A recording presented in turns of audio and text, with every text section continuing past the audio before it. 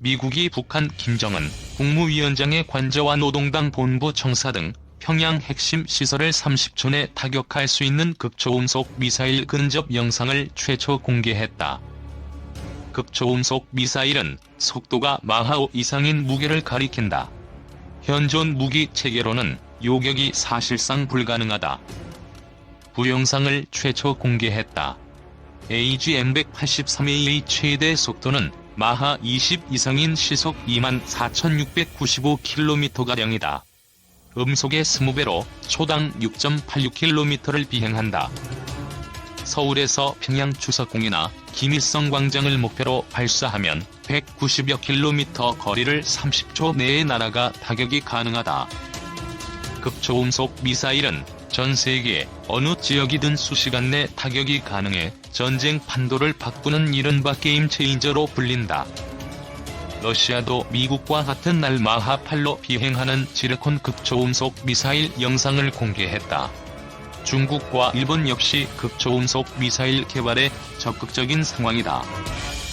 한편 영국은 내년 중 일본 등 동아시아에 파견할 퀸 엘리자베스 항공모함 전단의 한국 방문 계획을 추진 중인 것으로 알려졌다. 정부 소식통은 13일 영국이 이러한 의사를 여러 경로로 우리 측에 타진하고 있는 것으로 안다고 말했다. 우리 정부와 군은 영국 측의 요청을 수용할지 아직 결론을 내리지 못한 것으로 알려졌다. 퀸 엘리자베스 항모 방한이 성사되면 6.25 전쟁 이후 처음으로 한국을 방문하는 영국 항모가 된다. 퀸 엘리자베스 항모 전단의 이례적인 동아시아 파견은 중국을 견제하려는 미일의 대중 전략에 부응하는 성격이 짙다. 여기에 더해 방한까지 추진하는 것은 한국 정부와 군이 구상 중인 경항모 계획에 참여하려는 영국 측의 희망과 무관치 않다는 해석이 나온다. 군 안팎에선 이왕 항모를 보유한다면 방어 능력 등을 감안 퀸 엘리자베스급 같은 6만 톤급 이상의 중형 항모를 건조해야 한다는 주장이 나온다. 음속보다 5배 이상 빠른 극초음속 무기체계 개발 경쟁이 벌어지고 있다. 미국, 중국, 러시아 등 강대국이 기존 미사일 방어 체계를 무력화할 신무기 개발에 앞다퉈 나선 결과다.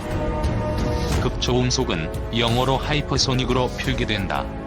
음속뿐 아니라 초음속을 뛰어넘는 엄청난 속도를 가졌다는 의미다.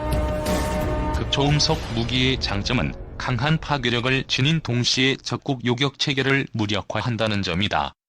수천 킬로미터밖의 표적을 신속하게 파괴할 수 있어 게임 체인저라는 평가를 받는다.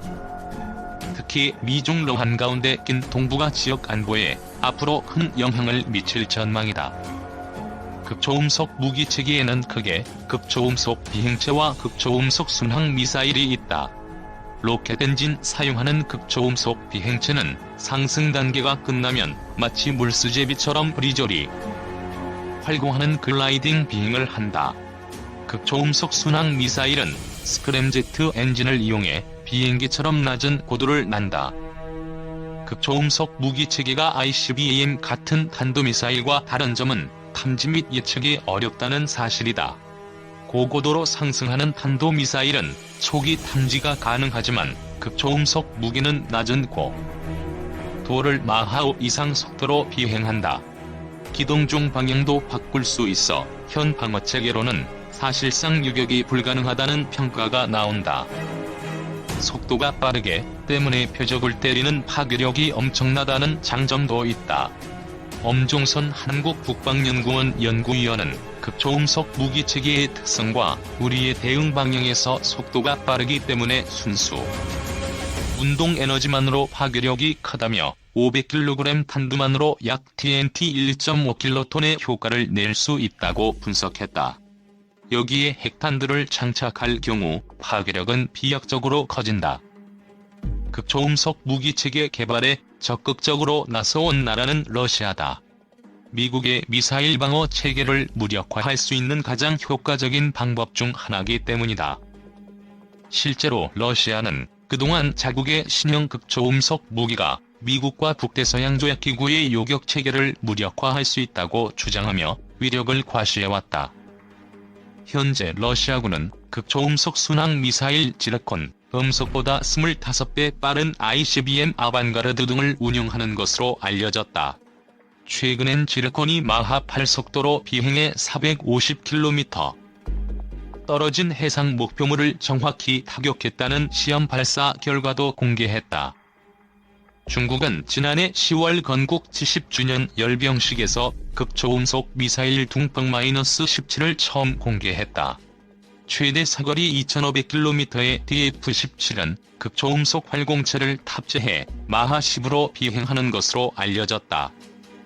특히 중국은 최근 남동부 해안에 DF-17 실전 배치하기 시작한 것으로 알려졌다.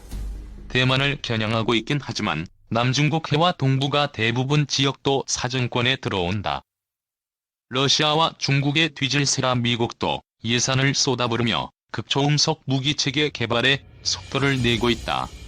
미 육군은 장거리 극초음속 무기 개발을 추진하고 있고, 미 해군은 RA-버크급 구축함 및 버지니아급 핵잠수함에 극초음속 순항 미사일을 탑재할 계획이다. 미 디펜스 뉴스에 따르면 라이언 메카시 육군 장관은 지난 10월 방산 전시회에서 마하 5의 속도로 약 6인치 크기의 표적을 정밀 타격할 수 있는 극초음속 순항 미사일을 개발했다며 지난 3월 19일 태평양 하와이 근해 카와이 미사일 발사장에서 시험 발사에 성공한 사실을 공개했다. 이와 별도로 미 공군도 전략 폭격기나 전투기에 탑재, 발사되는 극초음속 미사일을 개발 중이다. 최근에는 BLB 전략 폭격기 기체 외부 무장창에 공대지 미사일 체즘을 장착한 모습을 처음 공개했는데, 이를 두고 극초음속 무기 탑재를 위한 차원이라는 해석이 나온다. 미국은 오는 2023년 이내에 극초음속 무기체계를 실전 배치하겠다는 목표를 세웠다. 극초음속 무기체계는 동북아 지역 안보의 새로운 게임 체인저가 될 가능성이 크다. 한반도에 배치된 사드와 패트리어 등 기존 미사일 방어체계로는 요격이 불가능하고 예측과 탐지도 어렵기 때문이다. 특히 미국이 중거리 핵전력 조약을 탈퇴한 이후 추진 중인 중거리 미사일 기지 설치 계획에 따라 지역 긴장이 고조될 수 있다. 극초음속 무기도 여기에 포함되기 때문이다. 마크 에스퍼 전 미국방 장관은 지난해 아시아 지역에 중거리 미사일을 추가 배치하겠다는 뜻을 밝힌 바 있다. 전문가들은 주변국 극초음속 무기 위협에 대비하기 위해 우주 기반 감시, 추적 체계를 갖추고 동맹국과의 협력 강화가 필요하다고 지적한다. 신인균 자주국방 네트워크 대표는 우리는 중국과 러시아의 다양한 극초음속 무기에 대응할 수 있는 무기체계나 요격체계가 없다면서 억제력을 위해 극초음속 무기를 갖춘 미국과 동맹을 강화해야 한다고 말했다. 신 대표는 이어 미국의 미사일 기지에 한국이 기여할 수 있다면 동맹 가치가 유지가 될 수 있다고 밝혔다.